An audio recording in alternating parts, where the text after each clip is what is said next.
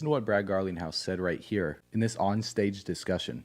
Here in Singapore, I believe you get paid once a month. In the United States, you get paid once every 2 weeks. Has anyone ever thought about why you get paid once a month or once every 2 weeks? It comes down to the friction of payments. And if we can remove the friction of payments, why can't you get paid every day? Or even more crazily, why don't you get paid every hour or every second? You could have a stream of value showing up in your whatever repository of value. Now, why you need to get paid every second, I'm not sure.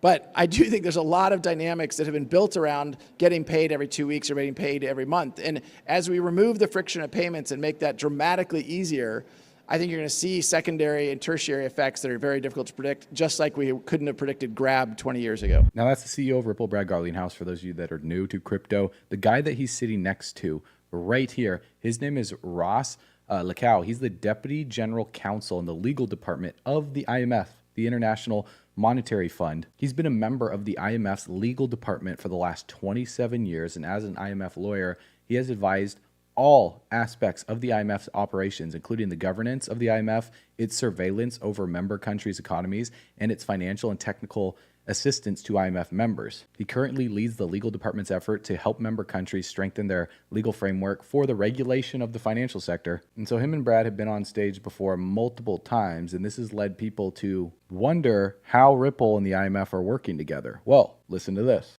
When we talk about the price of XRP, we have to look at the debt. And central banks have an incentive to dissolve that debt right now.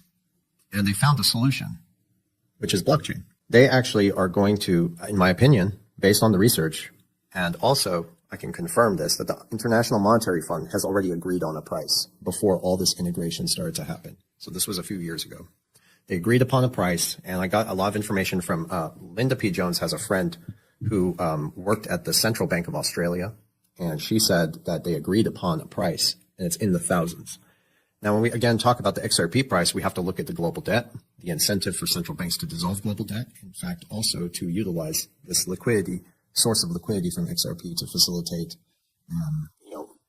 transparency.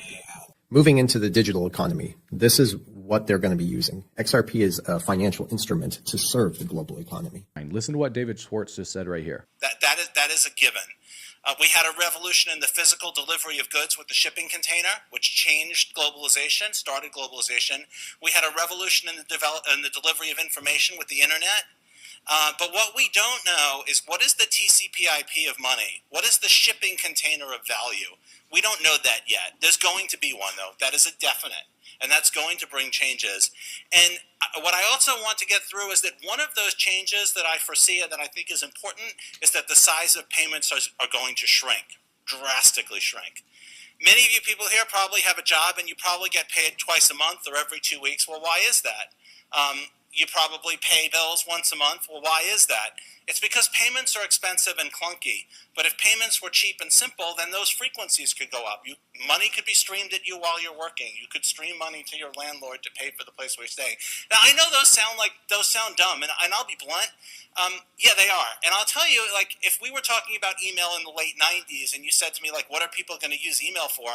I probably could not have given you the examples that is on everyone probably here, probably has a cell phone, probably has email on it, and probably has hundreds of messages that look nothing like postal mail or the messaging that existed in the late 90s.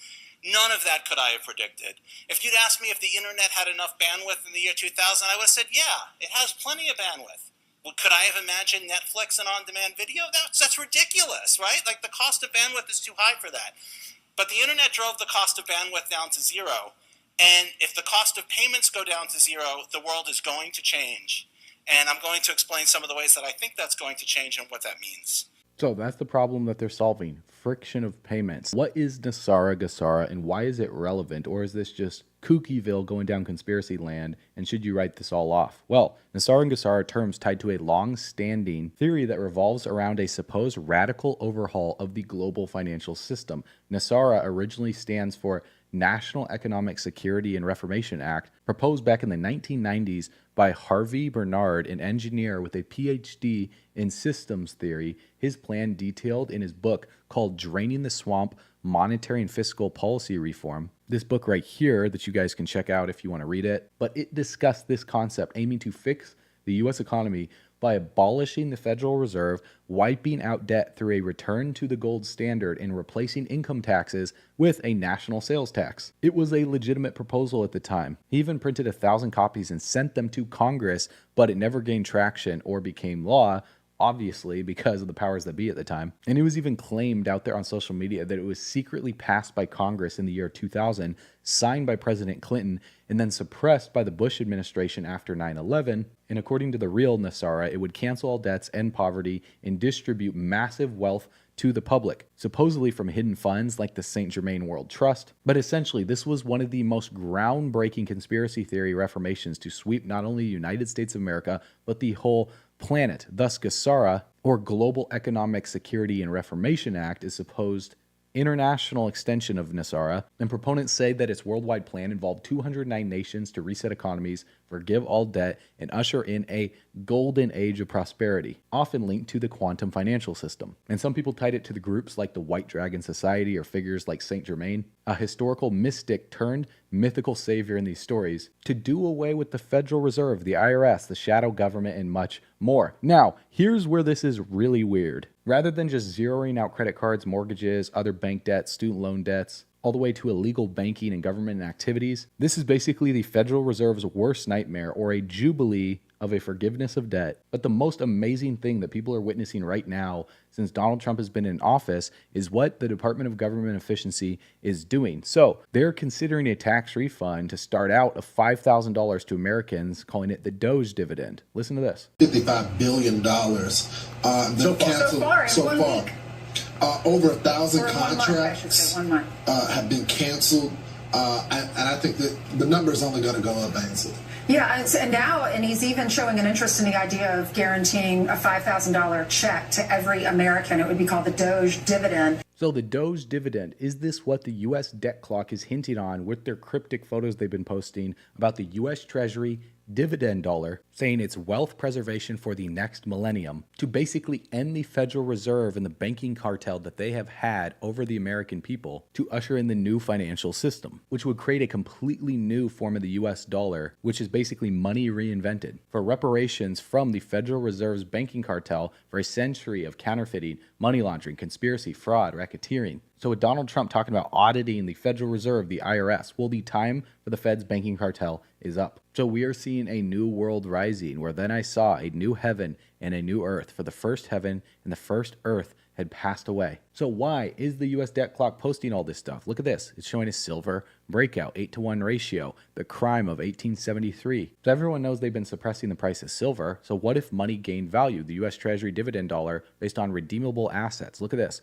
Gold and other real world assets. We got real estate, we have oil, we have silver. Looks like artificial intelligence, a robot right there. And they're even posting about the Department of Government Efficiency when Jerome Powell said, "I can't be fired," right here. This red button with him standing on a platform with the Department of Government Efficiency up here. And this image right here with the U.S. national debt wiped out with a zero with a slash through it. And on either sides of the center right here, you see a treasure chest opening up over America, and America is all in gold. So we're about to witness history this year. Ready, set, go. New money for a new America. Don't believe me? Listen to what Trump has been saying. This country can become rich with the proper use of tariffs. It'll keep Did you just companies... float out the idea of getting rid of income taxes and replacing it with tariffs? Well, okay. Were you serious about that? Yeah, sure. But why not? Because ready? Our country was the richest relatively in the 1880s and 1890s. A president who was assassinated named McKinley, he was the tariff king. He spoke beautifully of tariffs. His language was really beautiful. We will not allow the enemy to come in and take our jobs and take our factories and take our workers and take our families unless they pay a big price. And the big price is tariffs. And he'd speak like that, but he was right. And then around in the early 1900s, they switched over stupidly to, frankly, an income tax. And you know why? Because countries were putting a lot of pressure on America. We don't want to pay tariffs. Please don't. Believe me, they control our politicians. If you look at the kind of numbers that these guys make then and now. But we had a commission meeting in the I think it was 1887. Think of this problem. We were so rich. We had so much money. We didn't know what to do. So they set up a blue ribbon commission on tariffs. And the sole purpose is what to do with all the money we had. We were so rich because we were taxing other people for coming in and taking our jobs. And China does it. That's what China did. If you want to open a factory and sell cars, if you build a factory here or have a factory, they don't take our cars. They wouldn't take our cars. But if you build a plant in China, you can do that. So 2025 is a quarter way into the 21st century, and this is a jubilee year for the Catholic Church. And this can be critiqued about what it should entail this year, but the main goals are forgiveness of sin, debt, and reconciliation. So this is what the USDebtClock.org has been posting about. 2009 was the last major financial discovery when Bitcoin came out and then altcoins came out. Now 2025 is the culmination of everything that's happened since then, and even prior to that. 1971 was a major year when the dollar was taken off the gold standard. Then this goes all the way back to 1694 with very important things happening at each one of these marks in this picture right here, showing monumental convergence and a debt to wealth revolution that is written in the stars with planetary alignment. And the number one bank in America, JP Morgan, well, JP Morgan is accredited with saying millionaires don't use astrology, billionaires do. So average everyday people that think astrology, the stars, the planets, all of that lining up is a bunch of nonsense, and that is something homeless tarot card readers would do in the park. Well, they couldn't be more